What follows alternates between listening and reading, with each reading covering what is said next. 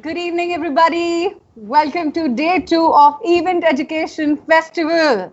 So, everybody, today, just like yesterday, we have experts from every field of events, experiential and corporate world from India and the Middle East, who will share their valuable experiences garnered over the years in different interesting sessions throughout the day. These sessions will help the aspirants and all our attendees to unravel the tricks of the trade and enable to choose their career paths and the future in the event and experiential industry. So, ladies and gentlemen, this event is done in collaboration with Tag Labs, and our media partner is Event FAQs. So, ladies and gentlemen, before we go ahead, I would like to tell you today we'll be having a lot of interesting sessions. These sessions is on weddings and all new technologies, production, and a lot more. So it's time for us to start with the day two of Event Education Festival. The first session that we'll be having is on digital experiences, a convergence between digital and physical worlds. These speakers will discuss how the physical and digital world need to come together in an amalgamated avatar. A chat on how businesses and event practitioners of the future need to have an evolved approach to the challenge of reaching customers in the physical world with the backing of digital platforms, thereby enabling a robust ecosystem of engagement that would benefit clients. So, everybody, it's time for me to present you on stage. Welcome on stage our moderator for this fire chat session, Mr. Nimish Sanghvi. Let me tell you something about Nimish Sanghvi. Nimish initiated his career with Wizcraft International, following which he joined Percept, managed and played a pivotal role in organizing Sunburn since its inception in 2004. Nimish followed his experience in Goa by executing events and IPs like Goa Super Six, Big Laugh, Metal Fest, Winsong, and etc. And his key milestone events are Justin Bieber, Bruno Mars, Enrique Iglesias, Akon, and many, many more. So, everybody, please welcome our moderator, Nimish Sanghvi, founder, We Hospitality. Ladies and gentlemen, Nimish will be having a fire chat with our guest speaker today, Mr. Chaitanya Chinchilikar. Ladies and gentlemen, Chaitanya Chinchilikar needs no introduction. Chaitanya Chinchilikar, born, brought up, and educated in Mumbai. Chaitanya has had a multifaceted career in film and media education, event management, chartered accountancy, and business advisory, with some time spent in amateur journalism as well. While in college, Chaitanya worked with the Indian Express Group as staff writer, while being a member of the launch team of Channel Y, the youth focus section. After college, he spent 3 years in the business advisory and audit division at Arthur Anderson and moved into event management and entertainment consulting for a further 4 years before joining Whistling Woods International. Starting off in the marketing team of Whistling Woods International, he was a key member of the team that launched the school and has since grown within the organization to Vice President of Whistling Woods International and Vice President Strategy of Mukta Arts Limited. Over the past decade at Whistling Woods, he has undertaken several path-breaking efforts to revolutionize mainstream film and media education through technology-based evangelizing of film and media education. That has included partnerships with several global M&E giants, Sony, Google, Apple, Adobe, and many more. The latest in technology-based evangelization of film and media education is the setting up of the Whistling Woods Geo Virtual Reality Lab. This is India's first industry academia partnership-based VR lab and is focused on cinematic VR. The lab is on its way to create India's first generation of cinematic VR filmmakers by 2020 and 2021. He has also been instrumental in the partnership between Whistling Woods International and the Tata Institute of Social Sciences, which has brought about mainstreaming of film and media education in India by launching India's first undergraduate applied arts degree programs in filmmaking, acting, and music.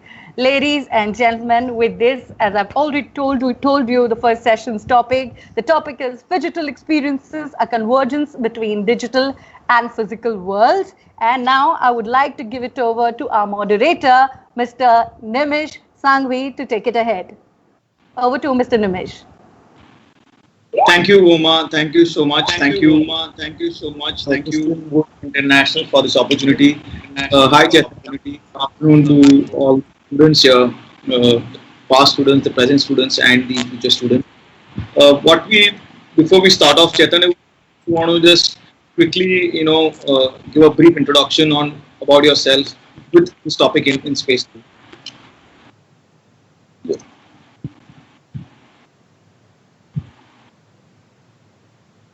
Chetan, I think I can't hear you actually. Yeah. Sorry. Better? Now you can?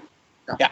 So Vyoma has already given a decent overview of my career, but essentially I'm a misguided chartered accountant who finally found his right path, right? So, as a 21-year-old fresh graduate from Sydenham, I had no idea what I wanted to do in life. So I ended up in one of the big four, the big five then. And then from there, I moved on to multiple areas, to events, to entrepreneurship, back into employment, to, setting up a lot of the future tech and the tech evangelizing strategy of Whistling Woods, and making sure that we are able to continuously create the next generation of technologists in the Indian film and creative arts industry. Yeah, so I think by now, after day one session which took place yesterday, I think everybody is aware of this new normal, which is what everybody's calling it right now. Is digitalization. Like Deepak Chaudhary and Jimmy would have done this at some 5-star hotel in Mumbai today, but they've also chosen this digital route. So is it how are we headed there? You think digital is the only answer way forward, or what's the right mix between digital and physical? Because what I believe is that the experiential marketing or the experience what you get from a live event or an on-ground IP is not equivalent to what today an experience is, what we are seeing on the digital world. And at the same time, a digital world is pretty, I would say, our road ahead with the way the events and entertainment is going. So I mean, what you're saying is right, and the big mistake or the big structural issue is that we're trying to compare the two.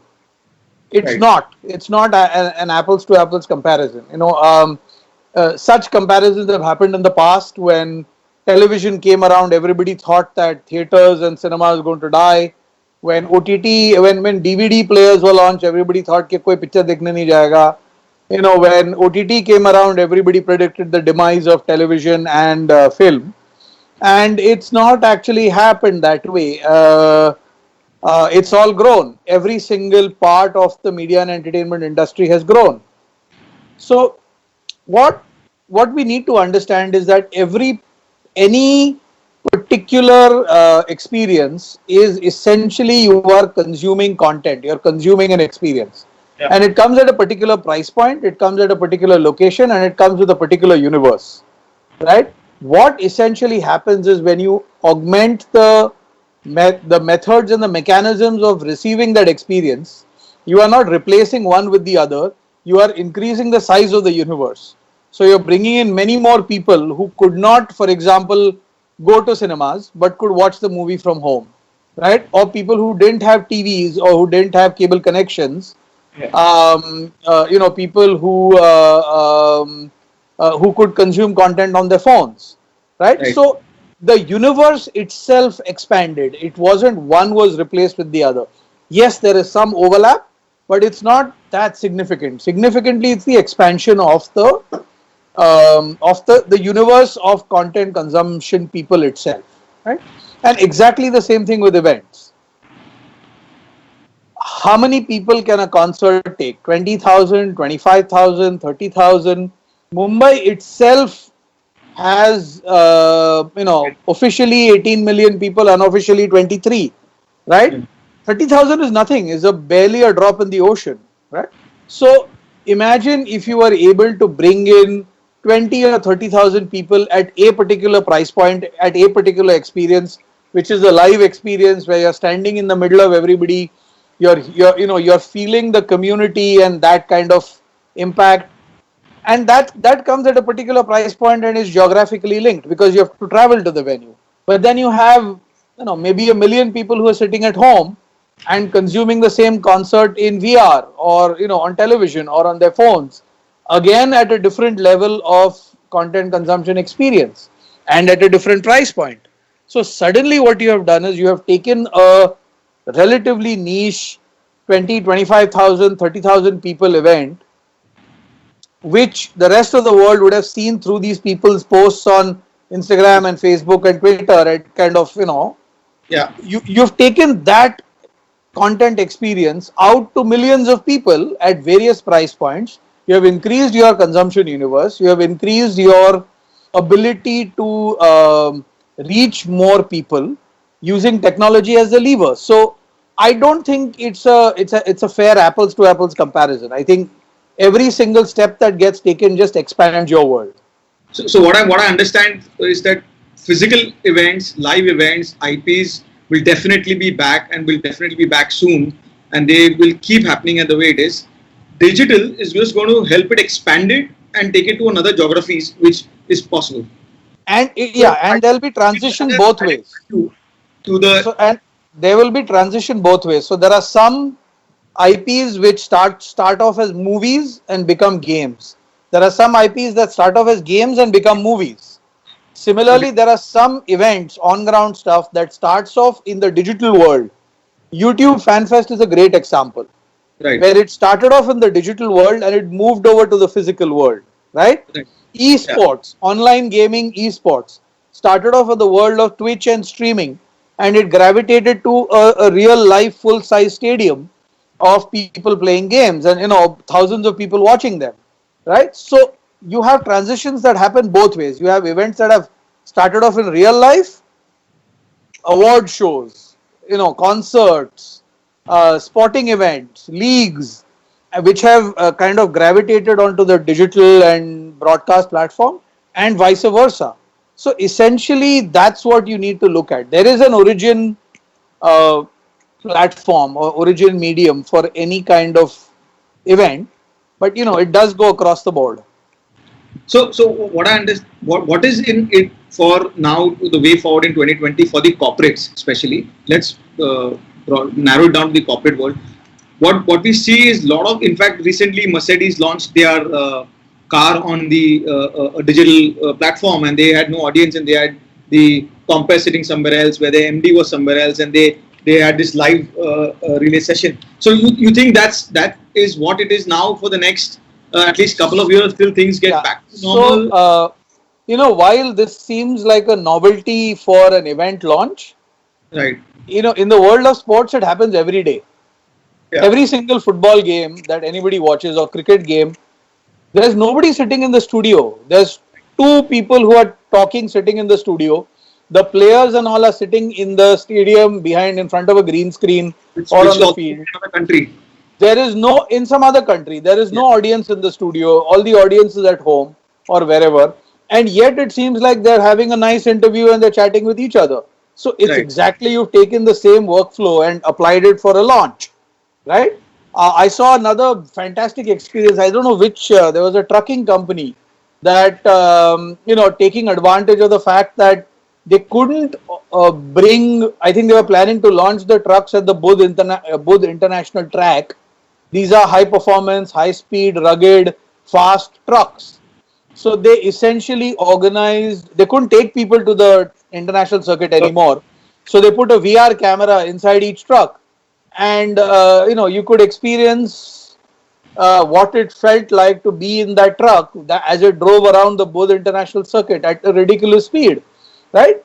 These are all unique experiences which honestly a lot of people may not have thought of if they had the easy way out of doing the No, I on-ground think, event. Ketan, I would not say easy, but I think the way our industry and today the way we've been on ground is that we would love to experience the IP or we would love to experience the launch on ground physically, the touch and feel, and be there.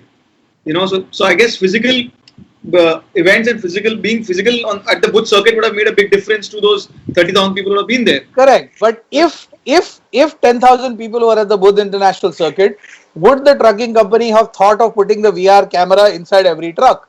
Maybe I don't not. know. See, Maybe not. Right? They could have done it last year as well. yeah, Or and maybe, we've never seen it. So maybe this event would have happened at a 5-star today if there was no things which happened in March 2020. So necessity is the mother of invention, which is great, right? So, whether it's concerts, whether it's sporting events, whether it's shows, whether it's live performances, whether it's stand-up comedy, everybody's figured out a way to navigate this ridiculous pandemic that's been thrust upon us. I think, yeah. Book My Show is got a nice roster of artists. They're booking people for, small 20 people, 10 people, 30 people, 50 people, birthday parties and whatever house events where where these performers come online on a chat platform and perform, right? Wouldn't have ever happened in earlier because the live bit is always more Always fun. what was preferred, and I think Correct, but kind now of that back- you don't have, live- it, you're doing all these. No, so coming back to our conversation first on the corporate, you think, Chaitanya, this digital platform is enhancing the numbers and getting the right kind of viewership for the corporates, and would that be the next phase where the kind of these car launches may not happen on ground and maybe just be a digital version for all these kind of launches? You think that's where it is headed, especially in the digital corporate world? Honestly, in the past, what percentage of the outreach of any brand launch was happening on ground? The event was happening on ground, but 95% of the outreach was anyway happening either on broadcast or on the internet. Right. The on-ground event was this fantastic audiovisual spectacle which was being covered by all these cameras, cut together into a fantastic, 3-minute, 4-minute, 2-minute, 1-minute video, and being literally, like played back on every single digital and broadcast medium that there was. Right. So the ground event was essentially the trigger for all the content creation and the digital distribution. So I still think it will continue to happen because for the limited number of people who attend the on-ground event, it is special. They are the chosen people, they are the selected people, whether it's top performers, whether it's the top dealers, whether it's the key press members, whether it's still an event for them. Right. It's just a different kind of event than it is for everybody else, right? Apple, like WWDC, every developer worth his or her salt still wants to make the trek all the way from whichever corner of the world to the Apple headquarters for the WWDC, even though they know it's going to be broadcast live, because there is something special in being there. So that experience will never go away. Right. And But- that is something we're all waiting to bring back on ground. Yes. But I think it's a good learning. Also, is it safe to say that a digital launch is much more cost effective than the ground event? And will that maybe make the corporates push towards or walk towards more doing digital led things? Because now is that going to be a driving factor also? I don't know if I would say cost effective, but it would definitely. Because today on ground event, the kind of money which these car launches to spend by booking a venue like a dome and inviting 500 people. Yeah, but there is a reason for it. There is an impact. Those 500 people are probably the most important people in that automobile brand's ecosystem. Right. And it is being invited for a car launch is as much a reward as it is marketing, right? Right. So that is still important. What that launch is trying to achieve on ground is still extremely important. But what is also important is the content that is generated from that launch, which gets then disseminated on digital media and broadcast and print and magazines, across the world. So I don't think you can sacrifice one for the other. Right. If given an option even today, all these things will continue to happen. The benefit will be is whenever we are allowed to go back to living a relatively physical, analog, normal life, what will happen is people will understand the value that and the learning that they have had during these 3 or 4 months, and will make sure that that learning is continues to be employed even when you go physical. Yeah, I think that a lot of people now have realized the value, and also I would say a lot of people also attempted to develop a certain kind of creativity on the digital world, which they were ignored till now. Now digital was doing a ground event and showing it live on YouTube. That was primarily what in fact, even in the weddings segment, we'll be surprised that there are a lot of people are now looking at doing a smaller number wedding and balance sending a link to all the guests to show it live. A few weddings in US recently happened where they've shown the Sangeet live and everybody's dancing in their own houses. So I think people have started using this digital world along with the physical events and trying to expand the entire experience and enhance the experience. Maybe for certain events, the digital experience is much more larger than the on-ground experience. But what are your views in terms of it's different? So even though you can say it's larger, it's actually different because the point of that is different. Right. The point of the on-ground event is different, and the point of the digital distribution is different, right? So, I mean, like I said, you can't supplant one for the other. Right. So for all the students who are watching this, would it be safer to tell them that while they are thinking an on-ground event experiential marketing experience, today thinking in the format of a digital way, or how to take that physical event to a larger audience to across the globe, is something what they need to start thinking. They need to start visualizing and creatively start developing this whole virtual reality experience for their customers or corporates or clients. Yes. So students need to think. Chaitanya, what do you would as sum up as something like a challenges for this whole? I would call this like the new word which they're using, the phygital word, the digital as well as physical word put together. You see this as a more challenges, especially in perspective from the students who are now going to get to study and their whole spectrum of vision has opened up with this digital support. So it's a combination of risk and reward, right? So if you want to do better, you need to work harder, you need to learn more, you need to study more, you need to put in more, and you'll get more. As of now, what's been happening is on-ground events, they have been structured and customized, keeping the on-ground experience as paramount. Agreed. Right? Yeah. People will start going forward, people will start to customize these events, keeping not just the on-ground experience, but the digital experience equally paramount. Right. Award shows have already started to do that. If you attend an award show physically, the lineup of performances, the lineup of awards given is not the same as its broadcast. Whichever star has the time to come and perform, they are coming and performing, right? Audience shots are taken at random, they are cut into the broadcast feed. Whenever जब भरा हुआ है सब बैठे हैं तब shots ले लो 4-5 angles से, so that you can keep putting those shots in, people clapping, people cheering. So it's just exposed and live over DOP right now, but it's fine. Yeah, well, sorry. So it's essentially a physical event that is structured for a digital or a broadcast experience. Right? That will also start to happen in on-ground actual events, right? IP events. Right. Where you will take care of that it needs to make sense and it needs to do really well on ground, but it also needs to do well, globally.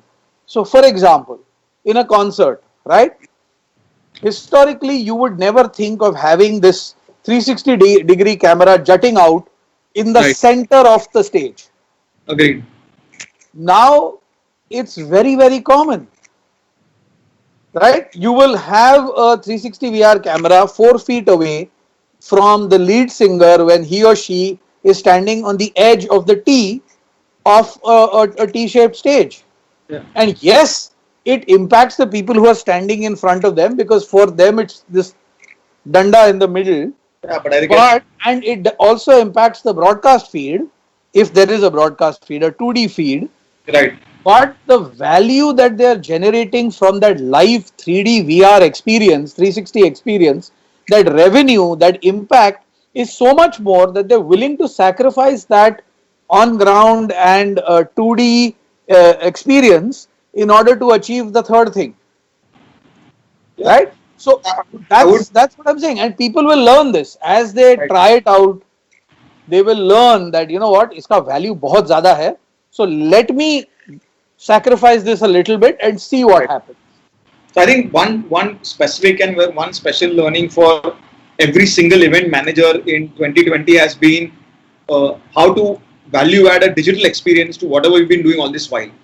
So be it a corporate world, be it you know, be it the way are we doing events, how does it help with this digital format?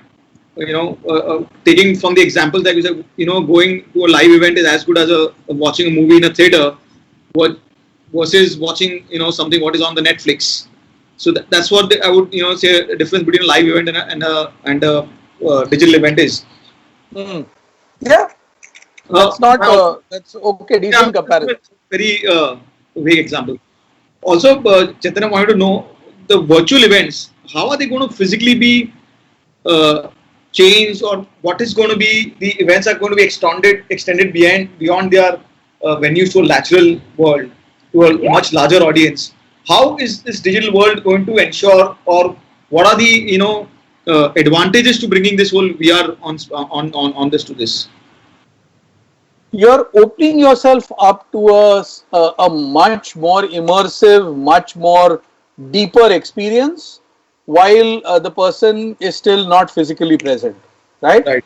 So what essentially VR adds, it adds the impact of immersion, where you feel, you know, spatial immersion, where you feel like you are there already.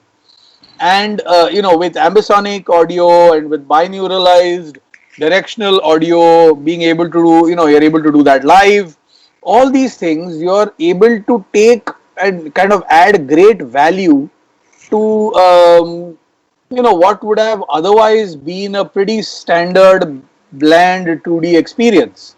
Right. Whether it's sports, you know, live sporting events, whether it's concerts, whether it's visits to I mean, honestly, if you ask me, what is the largest event that is ever organized in India, is the Kumbh Mela. Right. Right? And being able to take that to the digital world adds enormous value to Right. what one experiences the Kumbh Mela as, because not everybody can reach that particular ghat at that particular time and stand in the front. Right. But when you are wearing that VR headset, every single person has reached that ghat at the right time and is standing in the front row. Right? So yes, you don't get the physical feel of it, but you do get a significantly more immersive feel of it. Right? So actually, last year we went and shot the Kumbh Mela in VR Okay. at the VR lab. So I mean, if you want, I can, you know, I have a video lined up for it, so we can play that. Can we share the video here? Is that possible to link up? Oh, where is these people should be online? I think there's some No, we can't. Okay. technically we can't. We're getting some questions, Chaitanya. There's somebody who Sure. wants to know what are the changes they see in a physical events from now. Due to the event, the way it's going, event industry is, you know, on a downfall. Will they be able to come back? I think all these questions, but largely they want to understand that will there be any changes or the way the event industry is going to work henceforth going forward with this digital presence, or it's going to be physical with the digital. That's what I could make out from these. There are a couple of questions here. So it's going to be both. Whenever you can do physical, you do physical. and then you customize it for both the physical and the digital. Whenever you can't do it, you can't do it, right? There's nothing you can do about it. You have to, Right. for lack of a better word, suck it up and make the best of the situation that you've been thrown into. Um, and you need to start teaching this to students from day one. You need to start telling them that they need to be as comfortable in the cyber world as they are in the real world. They need to be very comfortable with video platforms. They need to be very comfortable with streaming apps. They need to be very comfortable with workflow technologies that allow them to take a digital feed and then kind of package it well and push it onto a digital distribution platform, whether it's live, whether it's deferred live, whether it's flat screen 2D, whether it's 360 audio, whether it's through a gaming engine or through a PSVR PlayStation platform. So these are things that they need to be taught. It's not enough to teach them about how to create IPs and brands and create experiences and monetize them and on ground production of lights and sound and line array kya hai and all that. You also need to teach them how do you take all this content that's being generated and coherently package it for distribution. Right. See, when we started, I think there was no event management course or an event management school for us. For us, learning was particularly on ground, physically going to an event and understanding and getting used to the technology terms and everything. But now with Whistling Woods International and the students coming in, do you think virtual reality is an important element chapter which the students need to learn now and they need to be aware of? Because virtual reality ways extending itself into the events is also going to be a great monetization on digital world, because it's not going to be free. And absolutely, they're going to now look at this entire digital world, to make money also. So what is it for the students now? I mean, in terms of the way forward, where the students need to learn more detail about virtual reality, get into it more specifically. Yeah, they need to. I mean, you need to be as well versed with the workflow of VR, live VR, as well as recorded VR, as you are with the workflow of how sound works or how lights work at an event. Right. You can't look at it as this, oh God, it's some magical people who are doing something magical there. It's not. Right. I'm telling you, I'm a chartered accountant by profession and I'm heading the VR lab and I've created the curriculum. It's not that difficult. It's not that complicated. You need to just give it some focused attention and you can pull it off. Right. Yeah. So honestly, I don't think that is so much the more important bit. The more important bit is to convince and to get people to start paying for it. That is going to be a challenge for us also in terms of yes. Now there I'll tell you is the difference, because of the aspect of immersion that VR brings to the entire content experience.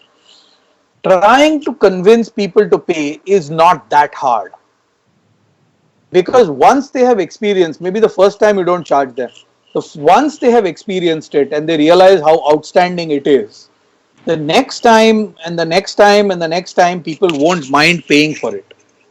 Right? So again, I have some stats on that they've done surveys on people who have consumed live events in VR and that they want to consume it again. What percentage of people want to do it again? Right, so we have an overwhelming 75, 80, 85% of the people who, after consuming it once, want to do it again. And remember, we are still not peaked when it comes to VR tech. You still don't have 4K displays. You still don't have 5G for transmission. You still don't have 16K cameras. You're still operating on 8K, pathetic, relatively poor sensor quality cameras, and pushing it onto decent full HD per eye devices. Once you have the 2K per eye and 4K per eye viewing devices, that's when it's really going to, that impact will come in and you'll be able to monetize it. right? Agree. This is the So I starting. see Smriti asking how expensive is the tech bit for virtual tech? How can companies start a venture? And there are companies who will support a VR startup event company. So I Primarily, there is don't no know about the standard board. funding bit. I don't know about the funding bit. I'm sure Well, there are, it's but what I honestly, understood. it's not that expensive. Yeah. Just Is to it? kind of give you a heads up, it's not really that expensive. Um, if you need some kind of like an overview input on how to get this going, we're happy to help you. So at the VR lab that Whistling Woods has, we've uh, pretty much cracked the workflow for both recorded VR as well as live VR. In fact, Um, that is and something what the entire happy event to industry. happy to take up training sessions, happy to have a unit come in and actually shoot and actually do a test of a VR broadcast. Somebody is asking, do I need to be an engineer to do VR? Not at all. I am a chartered accountant, boss. In fact, So there's a question by Ravish Kannan that do I need to be an engineer to be a to do VR? yeah, I just answered that saying not at all. I am a like I said, I'm a CA. I'm a chartered accountant and I can do VR pretty well. So Event it's professionals are not. very expert on ground to do what they can do. Yeah, There's so learning and training is the most difficult bit. That's something that takes time because you have to start. Um, you have to put yourself in a position where you are able to unlearn everything that you have learned about traditional flat screen 2D broadcast. Because VR is a completely different experience. There is no zoom. Because there is no zoom, you can't put the camera at a far away distance and try to capture emotions. See, anything that is broadcast or telecast, there are two things that you are trying to convey in that. One is information, and the second is experience.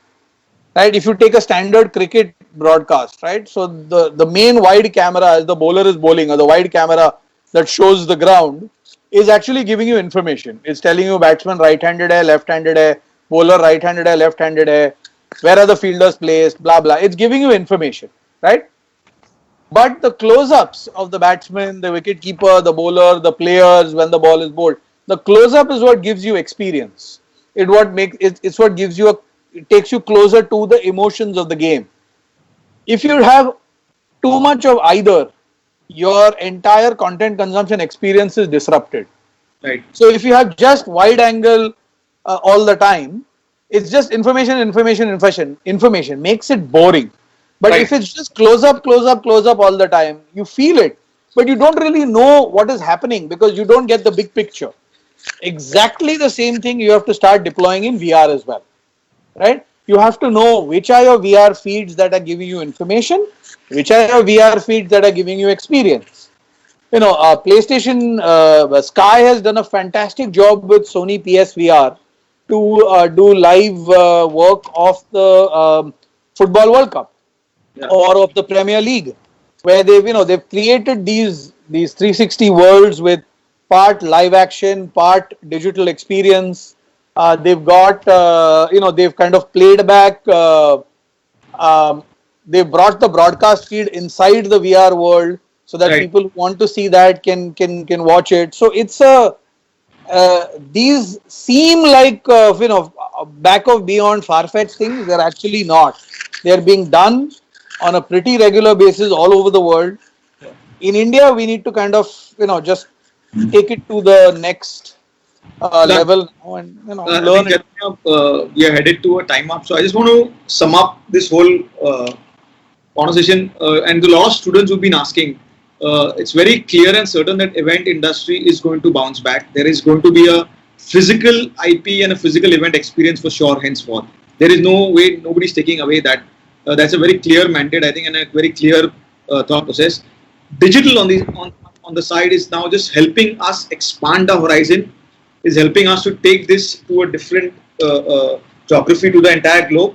And digital is what is going to now only enhance the event experience more than rather killing it. Correct me if I'm wrong, Chetan, and something we want to sum up this session. Yeah, so it's going to enhance. I don't know. It's going to give a different experience at a different price point. Yeah. So say you have a stand-up comedy thing that people are watching in real life. Yeah. There is no harm why it can't be live streamed as well on digital Right. for people who can't make it.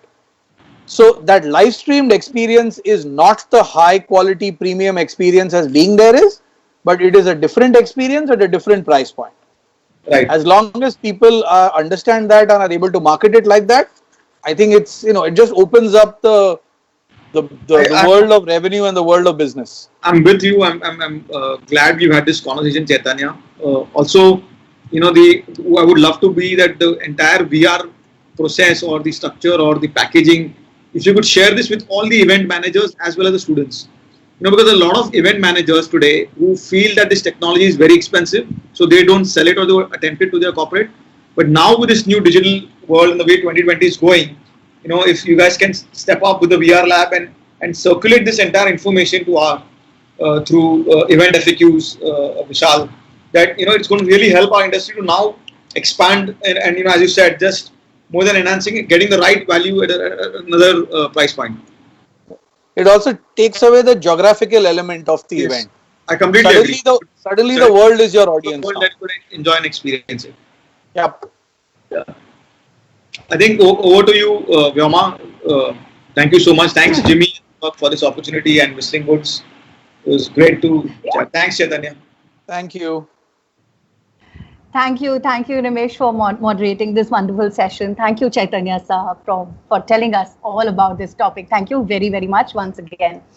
All right, everybody. Before we move on to our next topic.